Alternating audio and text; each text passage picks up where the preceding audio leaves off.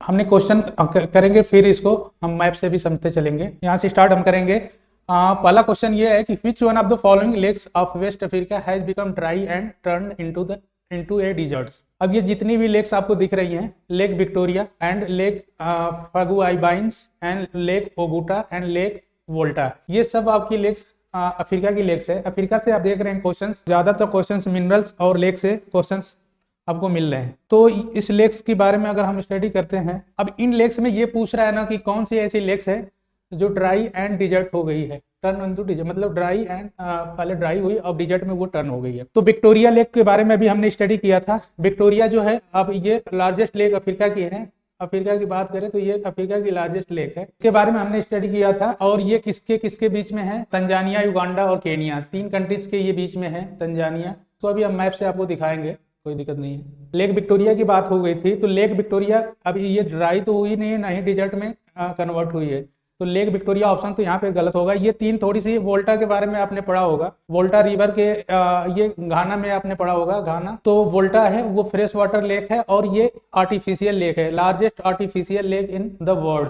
ये largest artificial lake है पूरे वर्ल्ड में, लार्जेस्ट आर्टिफिशियल लेक वोल्टा के बारे में बात हुई थी, वोल्टा रिवर्स के बारे में भी स्टडी हुई थी। ये घाना में सिचुएटेड है। तो ये दोनों तो आपको मतलब इस ऑप्शन में नहीं होंगे, लेक फगुआइबाइंस एंड लेक ओगुटा।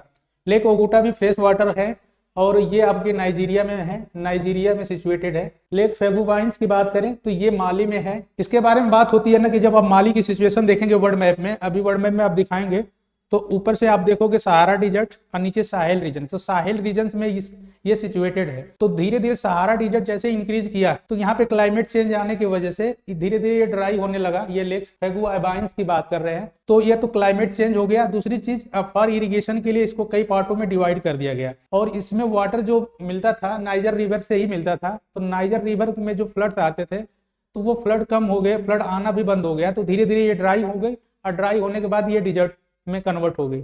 ये थोड़ा सा टफ क्वेश्चन आया था 2022 में, या तो ये उस समय न्यूज में रहा होगा। लेकिन फगुआइबाइंस बहुत छोटी सी एक लेक है जिसके बारे में ये बात हो रही थी, फ्रेश वाटर लेक है। ये सारी आपको देखेंगे नेचुरल फ्रेश वाटर लेक है। ये आर्टिफिशियल एक लेक है, लार्जेस्ट है। इसके बारे में ये दोनों की स्टडी आपने कर लिया था, बट ये दोनों की बात अभी हम लोग नहीं कर पाए थे अपने मैप्स में। एक्चुअली ये छोटी सी लेक है, किसी न्यूज में रही होगी उस टाइम, तो ये आपको क्वेश्चन में दिख रहा होगा। फिर भी हम इसको देखेंगे, कोई चीज मिस ना हो। अभी इसको मैप से भी देखेंगे, एक बार देखते चले। नेक्स्ट क्वेश्चन की बात हम करते हैं। नेक्स्ट क्वेश्चन आपको दिख रहा है कि Gandikota canyons of South India was created by which one of the following river. एक तो कैनियंस की बात करो, कैनियंस क्या है? एक डीप वैली ही होंगी और जिसको रिवर द्वारा बनाया जाता है। कैनियंस क्या होती है? कैनियंस क्या होती है? तो कैनियंस थोड़ा डीप होगा और इसका जो स्टीप होगा ना, कैनियंस जब बनता है, जैसे रिवर फ्लो कर रही है, अब ये जब रिवर फ्लो करती है, रिवर फ्लो यानी ये फ्लूवियल इरोजन्स है। इसकी बात करेंगे तो फ्लूवियल इरोजन बोलते हैं। फ्लूवियल इरोजन्स क्या होते हैं?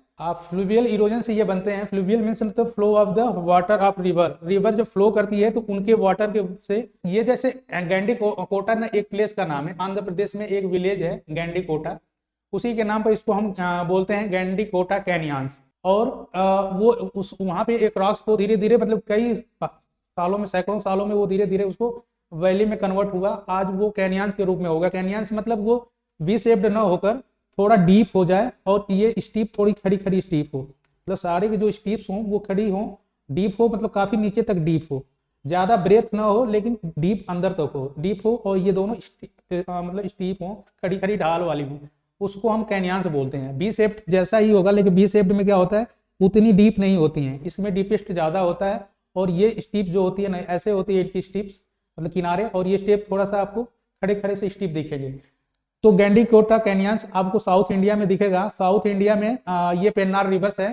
पेन्नार रिवर्स का आपने नाम सुना होगा। हमने रिवर, जब इंडियन रिवर की बात कर रहे थे तो वहां पे पेन्नार रिवर्स आई थी।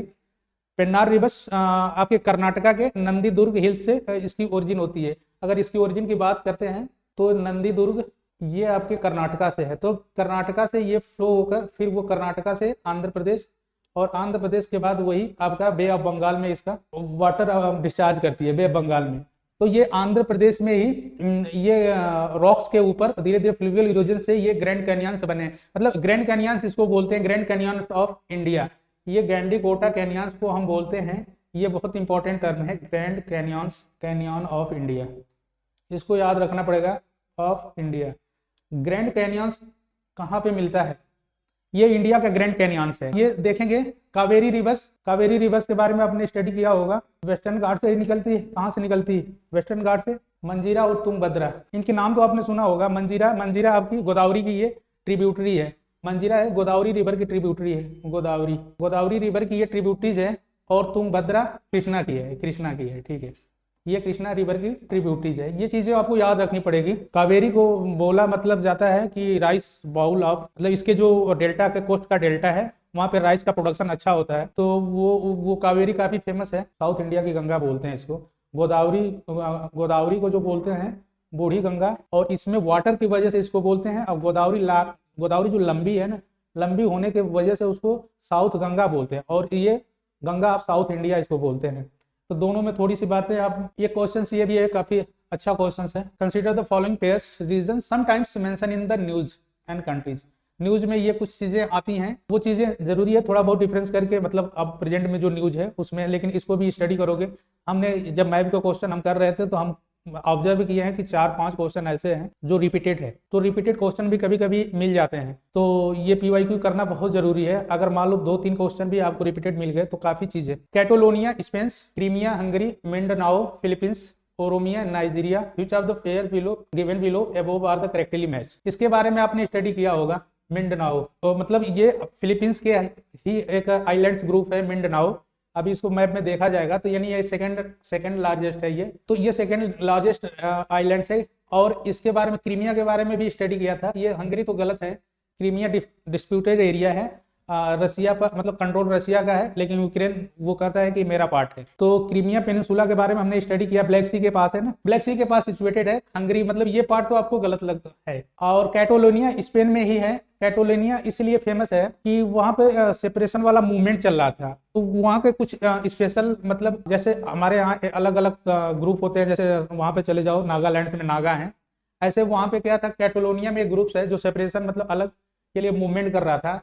तो ये ऑटोनॉमस गवर्न एक समझो कि ऑटोनॉमस गवर्न एक स्टेट है, स्टेट तो नहीं है बट बॉडी है जो ऑटोनॉमस गवर्न वहां पे होता है, वो अपना रूल्स बनाकर उसको करते हैं। तो ये ठीक है कैटालोनिया। ओरोमिया नाइजीरिया का पार्ट तो नहीं है, ओरोमिया नाइजीरिया का पार्ट नहीं है। ओरोमिया आई थिंक इथोपिया का पार्ट है। ओरोमिया एक मतलब ओरोमो नाम के यहाँ पे वही है बात है, ओरोमो नाम के वो थे ट्राइबल्स जैसे हैं ओरोमो, यहाँ भी ऑटोनॉमस ही सिस्टम चल रहा है, तो इसलिए ये भी है। नाइजीरिया में ये सिचुएटेड नहीं है, आई थिंक इसका इरिट्रिया है या इथोपिया है, दोनों में से एक बार आप चेक कर लेना ओरोमिया, लेकिन नाइजीरिया में ये सिचुएटेड नहीं है, इथोपिया है, ठीक इथोपिया का एक पार्ट है। तो उसमें ओरोमो नाम के वो ट्राइबल्स जैसे है, ट्राइबल्स ही होगा ग्रुप है, ये भी ऑटोनॉमस सिस्टम यहाँ पे चलता है, तो इसलिए न्यूज में है। बाकी ये चीजें तो हमने पढ़ लिया। मिंडनाओ में भी ज्यादातर मुस्लिम पॉपुलेशन है, तो वो ज्यादा वो भी मुस्लिम की ही रूल्स को फॉलो करते हैं। वो कौन सा बोलते हैं उनका, एक मुस्लिम लॉ नहीं चलता है ज्यादातर कंट्रीज में, कुछ सरिया जैसा वहाँ पे कानून है,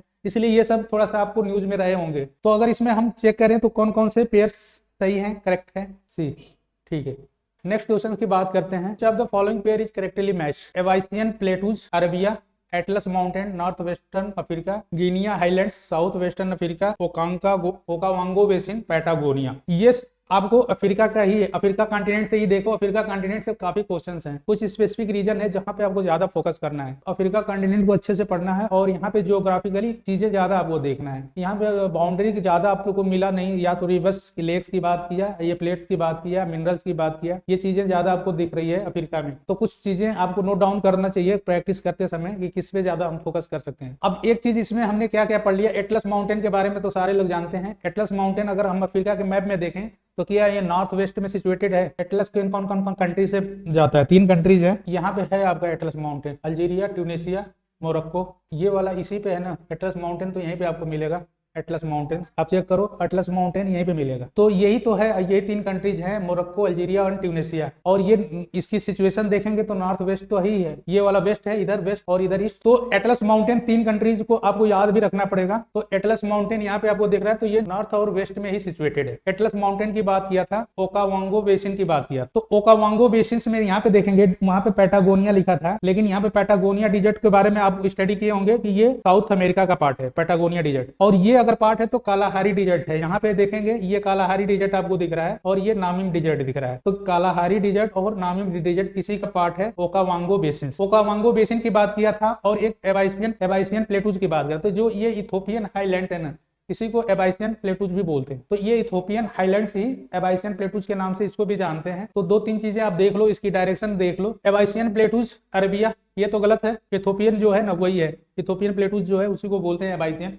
एटलस नॉर्थ वेस्टर्न अफ्रीका, ये तो सही है। और गिनिया हाईलैंड्स की बात नहीं देखे हमने, गिनिया भी वहीं पे है। गिनिया कंट्रीज आपको देख लेना एक बार। ओकांगो बेसिन, पैटागोनिया, ये तो गलत है। गिनिया आप देखेंगे मतलब जो मैप में था तो यहीं पे गिनिया है आपकी। तो गुआना हाईलैंड्स की बात अगर करें तो Guana highland south western Africa का पार्ट नहीं है। तो इसमें एक ही है, बी वाला करेक्ट है।